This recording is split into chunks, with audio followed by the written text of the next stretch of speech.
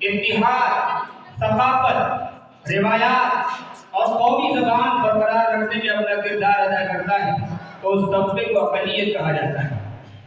یہاں میں آپ کو یہ بھی بتا دینا چاہتا ہوں کہ مائنورٹیز کے تعلق سے، اقلیتوں کے تعلق سے ہمارا مذہب اسلام کیا کہتا ہے، اور ہمارے مذہب میں اقلیتوں کو، ذمیوں کو، معاہدین کو کیا حقوق دیے ہیں۔ تو جاننا چاہیے کہ جتنے حقوق اقلیتوں کو کسی اسلامی ریاست کے اندر اسلام نے دیے ہیں، اتنے تعلق، اتنے حقوق دنیا کی کسی بھی قوم کے اندر اس کی مثال نہیں مل سکتی، کسی بھی ملک کے اندر اس کی مثال نہیں مل سکتی ہے۔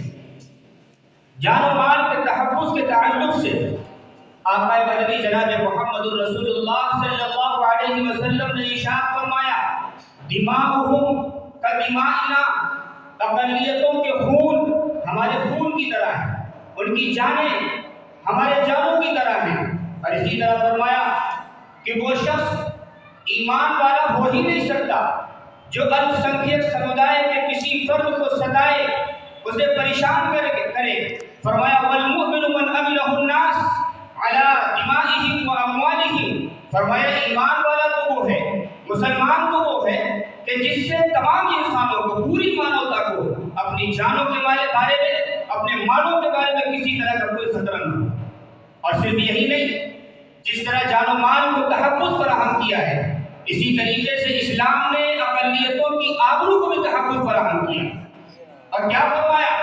فرمایا یجب کف الاذی عنہ، فرمایا الپسنکھیک سمودائے کے کسی فرد کو تکلیف پہنچانے سے باز رہنا واجب اور فرض ہے۔ اور آگے فرمایا کہ وَتَحْرُمُ غِیبَتُهُ كَالْمُسْلِمِ، جس طرح ایک مسلمان کی اس کے پیٹھ پیچھے برائی کرنا، اس کو برا بھلا کہنا برا ہے، اسی طریقے سے اسلامی ریاست کے اندر الپسنکھیک سمودائے کے کسی فرد کی غیبت کرنا، اس کو برا بھلا کہنا، یہ بھی برا ہے اور یہ بھی حرام ہے، ناجائز ہے۔ بلکہ ایک بات اور بھی عرض کر دوں، آگے ہمارے آقا جناب محمد رسول اللہ صلی اللہ علیہ وسلم نے کیا ارشاد فرمایا؟ فرمایا الا من ظلم معاہدا اب انتقص